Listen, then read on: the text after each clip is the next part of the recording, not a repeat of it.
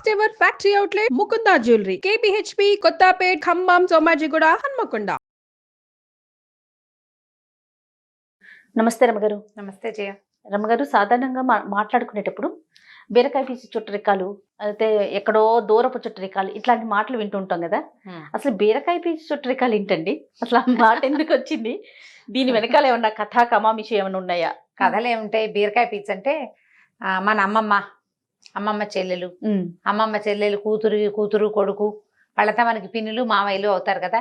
వాళ్ళ ఆడపడుచులు, అమ్మమ్మ చెల్లెలు కూతురు ఆడపడుచు బావ తోడుకోడలు, ఎంత దూరం పోయింది, ఎక్కడికెక్కడికో వెళ్తుంది. కానీ వీళ్ళంతా మనకు తెలిసే ఉంటారు. వీళ్ళంతా మనకు తెలిసే ఉంటారు. ఏవో పెళ్ళిళ్ళకి వెళ్తాము, వీళ్ళు అంతా వస్తారు. నువ్వుటే చిన్నప్పుడు ఇంత ఉండేదానివి అంటుంటారు. వీళ్ళంతా మనకు తెలుసు. ఇప్పుడు ఇదివరకట్లాగా ఏంటంటే మనం గుంపులతో బాగా పెళ్లిళ్ళలో కలిసేటప్పుడు అందరినీ చుట్టాలు, మా వైపు బలగం చాలా పెద్దది. బలగం పెద్దదంటే మన బలగానికి మన ఇంట్లో డజన్ మంది పిల్లలు ఉండడం, వీళ్ళందరికీ భార్యలు, వాళ్ళందరికీ అన్నదమ్ములు, అదే కాదు, చిన్నమ్మమ్మలు, చింతాతయ్యలు, పెత్తాతయ్యలు, మామయ్యల తోడల్లుళ్ళు, మేనత్తల తోడుకోడళ్ళు, వీళ్ళందరినీ కలుపుకునేవాళ్ళం.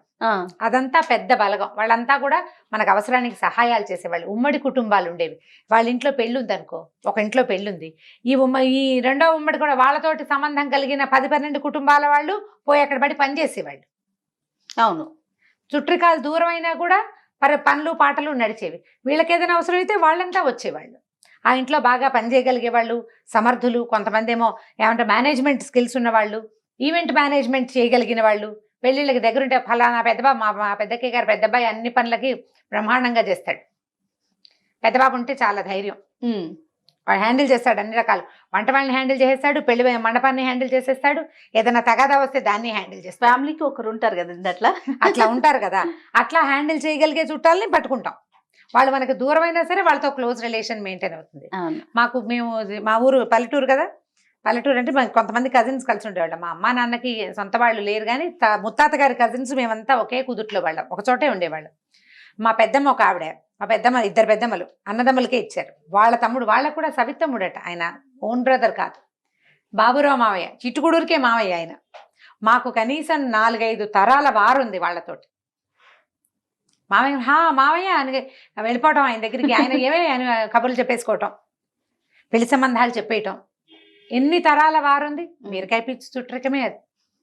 ఆపేక్షలు ఉంటాయి, దూర బంధువులు. బాబురామాయణ ఇప్పుడు తలుచుకోవడంతో కూడా నాకు చాలా సంతోషంగా ఉంది.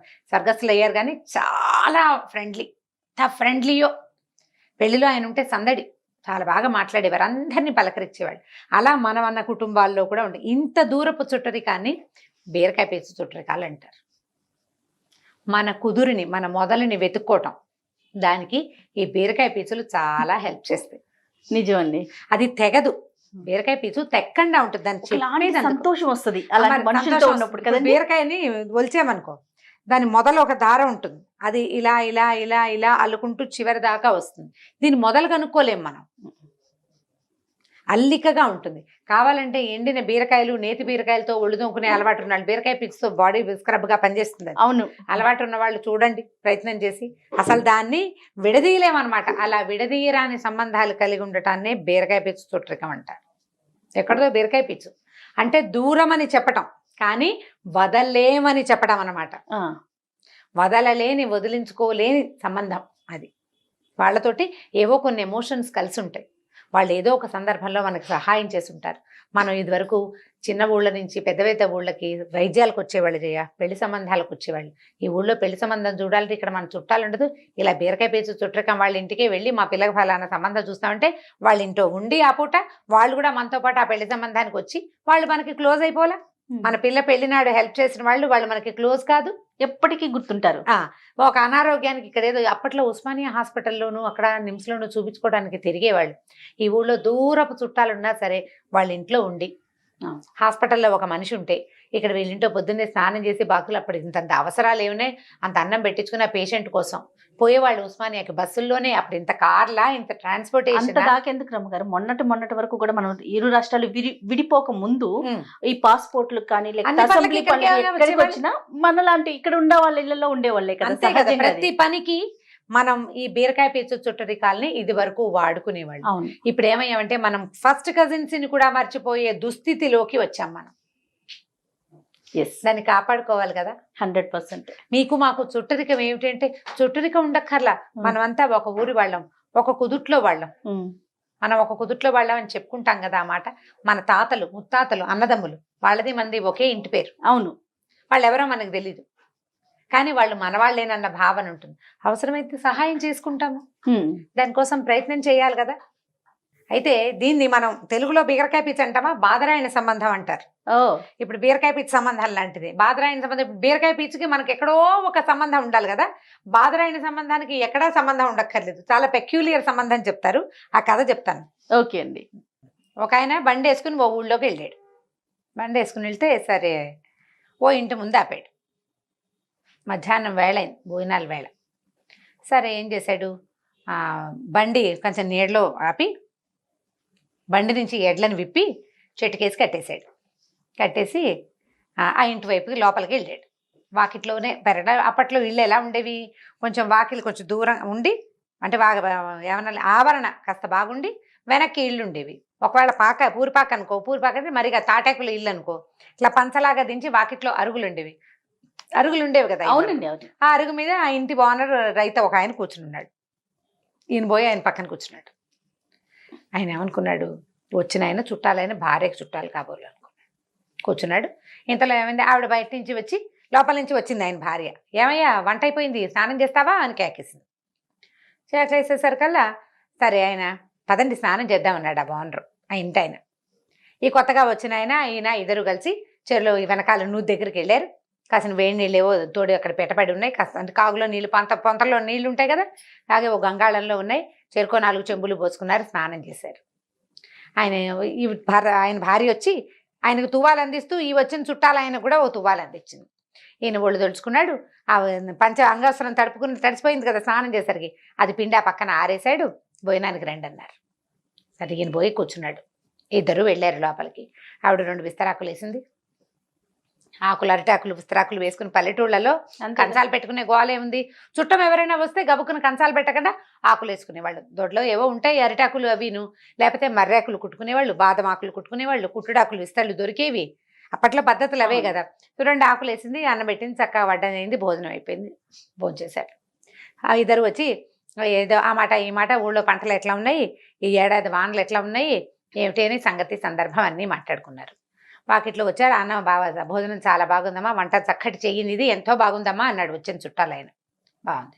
ఇద్దరు కలిసి వాకిట్లో వరండాలోకి వచ్చారు. మళ్ళీ ఆ వరండాలో ఉన్నాయిగా అరుగులు. సరే 2 చేపలు పరిచున్నాయి. ఈయన సగ భుక్తాయాసం, అమ్మాయి కడుపు నిండా అన్నం పెట్టిందని నడుము వలిచాడు వచ్చిన చుట్టాలు ఆయన. ఇంత ఆయన కూడా మరి మధ్యాహ్నాలు భోజనాలు చేసి కొంచెం సలబాటు వేళ అయ్యేదాకా కాస్త నడుము వాలుస్తారు. ఈయన కూడా ఇంకో చేప మీద ఉరిగాడు. 4:30, 5 అయింది. ఇద్దరు 1 గంట అరగంట నిద్రపోయారు. కాస్త చిన్న కునుకు తీశారు. ఇంటి ఆవిడ కూడా లోపల ఎక్కడో కునికేసినట్టుంది, బయటికి రాల. ఇద్దరు లేచి కూర్చున్నారు. కొద్దిగా ఆ మాట ఈ మాట లోకాభిరామాయణం మాట్లాడుకున్నారు. మాట్లాడుకున్నాక మరి నేను బయలుదేరతా అన్నాడు వచ్చిన చుట్టాలు ఆయన. అప్పుడు ఈయన అడిగాడు, అంటే ఎవరని అడగలేదు కానీ, జ్ఞాపకం రాలేదు కానీ, ఇంతకీ మీరు మా ఆవిడకి ఏమవుతారు అని అడిగాడు. ఈయన ఏం చెప్పాడంటే, మీ ఆవిడకి ఏమవను, మీకు ఏమవను అనేసరికి ఇంటి ఆయనకు అర్థం కాల. ఈ ఏమీ అవ్వని వాడు మన వాకిట్లో కూర్చున్నాడు, మన పరెట్టో స్నానం చేశాడు, నువ్వు దగ్గర ఇంటి ఆవిడ పొట్టిస్తే తినేశాడు, మధ్యాహ్నం చాప మీద కునికేశాడు, ఎండవేళ్ళప్పుడు వచ్చింది చూడటం. మీరెవరు ఏమిటని అడగకూడదు, అట్లా రండి భోజనానికి అనాలి, భోజనం చేసేయాలి. మీ దొడ్లో మంచి రేగి చెట్టు ఉంది కదా అన్నాడు. అవునండి, మీ ఇంట్లో రేగి చెట్టు ఉంది, నా బండి చక్రాలు రేగి చెట్టు చెక్కతోటి చేశాం. అలాగా మీకు నాకు బాదరాయణ సంబంధం ఉందండి అన్నాడు. బదరి వృక్షం అంటే రేగు చెట్టు. రేగు చెట్టు చెక్కతోటి బండి చక్రాలకి మధ్యలో ఇరుసులు వేస్తారు. మీకు నాకు బాదరాయణ సంబంధం ఉంది. మధ్యాహ్నం భోజనాల వేళకు వచ్చాను, చక్కగా అన్నం పెట్టారు, అన్నదాత సుఖీభవ, వెళ్లే దారిలో ఎప్పుడైనా అవకాశం ఉంటే సావకాశంగా మళ్ళీ కలుసుకుందాం, వెళ్ళొస్తానన్నాడు. ఆయన నిర్ఘాంతపోయి చూస్తూనే ఉన్నాడు. ఈ బాదరాయణ సంబంధం పెద్ద మనిషి బండికి ఎడ్లు కట్టాడు, వెళ్ళొస్తాను నమస్కారం అని వెళ్ళిపోయాడు. చాలా బాగుంది. మనకి సంబంధం ఉండాలే కానీ మనం ఉంచాలని అనుకోవాలి, కానీ ఏ చిన్నదాన్నైనా కలుపుకోవచ్చు. చూడండి అసలు. మన తాత ముత్తాతల నాటి కజిన్స్ కూడా ఇప్పుడు నేను ఏ అమెరికావో ఆఫ్రికావో వెళ్ళాను అనుకుందాం. మా ఇంటి పేరు ఎస్టీజీ వరదాచార్యులు గారు మనవరాలని నేనని చెప్పాను. ఎస్టీజీ వాళ్ళ మాకు చుట్టాలండి అన్నాడు ఆయన. ఎవరో నేను ఆయన చుట్టం అయిపోలేదు. ఆయన మా తాతగారి మొహం కూడా చూసుంటాడు. అవును, తాతగారి మొహం కూడా చూసి ఉండకపోవచ్చు, మేము ఎవరమో ఆయనకి తెలుసు, కానీ ఆ పేరు ఆయనకి తెలుసు. పలానా ఇంటి పేరు అని చెప్తే చాలు కదా మనకి. ఏ ఊరు ఎక్కడ ఏమిటి, ఓహో ఆ వైపు అండి, అలాగా మేము ఎస్టీజీ వాళ్ళవేనండి. ఆయన మేము కనీసం 20 తరాల గ్యాప్ ఉంటుంది. ఇంటి పేర్లు మారవు కదా, మనం ఒకటి. ఎస్టీజీ ఇంట్లో పుట్టిన ఆడపిల్లలు వేరే సంబంధాలు చేసుకున్నప్పటికీ ఆ ఎస్టీజీలో ఉండే వాళ్ళకి తప్పకుండా అక్క చెల్లెళ్ళలో మేనత్తలు అవ్వాల్సిందే కదా. అంతేగా, రక్త సంబంధం ఉన్నట్టే కదా ఎంతో కొంత. దాన్నే బీరకాయ పీచు చుట్టరికం అంటారు. బాగుంది. మన వాళ్ళని వీళ్ళు మన వాళ్ళు అని భావించటమే చాలా ప్రధానమైనది జయ. ఇప్పుడు మనం దాన్ని కోల్పోయాం. అవును, ఈ కథకి బాదరాయణ సంబంధానికి బీరకాయ పీచు చుట్టరికానికి పెద్ద సంబంధం లేదు. నువ్వు వదిలిపెట్టేదలుచుకుంటే పక్కన ఉన్న దాన్ని కూడా కట్ చేసి పారేస్తావు. వాడెవడో నేనెవడో అంటావు. నువ్వు పట్టుకోదలిస్తే సంబంధికుల్ని వదిలేస్తున్నారు. నువ్వు పట్టుకోదలిస్తే, నువ్వు పట్టుకోవాలనుకుంటే ఇట్లా మీ ఇంట్లో రేగు చెట్టు ఉంది, మా బండికి ఉన్న కర్రలు రేగు చెక్కవే, కాబట్టి నీకు నాకు బాదరాయణ సంబంధం ఉందని సంబంధాన్ని కలుపుకోవచ్చు. మనుషుల్ని కలుపుకుని పోవాలి. మన తత్వాన్ని బట్టి, మన మనసును బట్టి ఆధారపడి ఉంటుంది. కలుపుకుపోవాలి. అప్పుడే మనిషి సంఘజీవిగా ఉంటాడు. ఇతరులు మనకి సహాయం చేస్తారు, మనం ఒకరికి సహాయపడగలుగుతాం. మనకి మనుషులు ఉంటారు, మనం ఎప్పుడూ ఒంటరి వాళ్ళం కాం. దూరపు చుట్టరికాన్ని పురస్కరించుకునైనా ఒక్కసారి హలో అంటాం. నేను ఫలానప్పుడు నా పరిచయం నేను ఎలా చేసుకుంటాను, నేను రమారావి అని యూట్యూబ్లో చెప్పినట్టు చెప్తానా? చెప్పను. ఫలానా రామూర్తి గారి కోడలు నేను చెప్పుకుంటాను, మా మామగారి పేరు చెప్పుకుంటాను, లేదా మా తాతగారి పేరు చెప్తాను. చెప్పుకోవాలి కదా, నేను వాళ్ళ కోడలనండి లేదా వీళ్ళ అమ్మాయినండి అని చెప్పాలి కదా. ఎవరైనా అంతేగా. ఇటో అటో ఏదో రెండూ చెప్పుకోవాలి. ఆయన ఎక్కడ పని చేస్తారు అని అనగానే మా తాతగారు ఏం చేశారో చెప్పాలి, మా మామగారు ఏం ఉద్యోగం చేశారో చెప్పాలి. వాళ్ళది ఏ ఊరో నేను చెప్పాలి కదా. ఆ ఊరు నేను అడుగే పెట్టలేదు ఇప్పటిదాకా, అడుగే పెట్టలా. కానీ ఆ ఊరు ఫలానా చోట ఉంటుంది అనగానే మన గుర్తింపు చాలా సులువుగా అవతల వాళ్ళకి తెలిసిపోతుంది. వాళ్ళు మనం చుట్టాలైపోతాం. చుట్టాలైపోయేందుకు ప్రయత్నం చేయండి అమ్మా. ఫేస్బుక్లో స్నేహాలతో పాటుగా అవి చేస్తున్నాం మనం. సోషల్ మీడియాలో స్నేహాలు విపరీతంగా ఇతోధికంగా చేస్తున్నాం. దాంతోపాటు మన చుట్టరికాలు, మన బాంధవ్యాలు, మన వాళ్ళని కూడా కలుపుకొని ముందుకెళ్ళండి జీవితంలో. మన వాళ్ళు మనతో సరిగ్గా ఉండరు కాబట్టి మేము మా చుట్టాలతో చాలా తలకాయ నొప్పులండి, మేము ఫ్రెండ్షిప్ చేస్తాం, ఫ్రెండ్సే అని చెప్పే వాళ్ళు కూడా ఉంటారు కొంతమంది. అందరూ ఒకలా ఎలా ఉంటారు? ఫ్రెండ్స్లో మాత్రం దుర్మార్గులు, విసిగిచ్చేవాళ్ళు, తలకాయ నొప్పి పెట్టించేవాళ్ళు ఉంటారు. అక్కడ కూడా ఎక్కడైనా ఉంటుంది.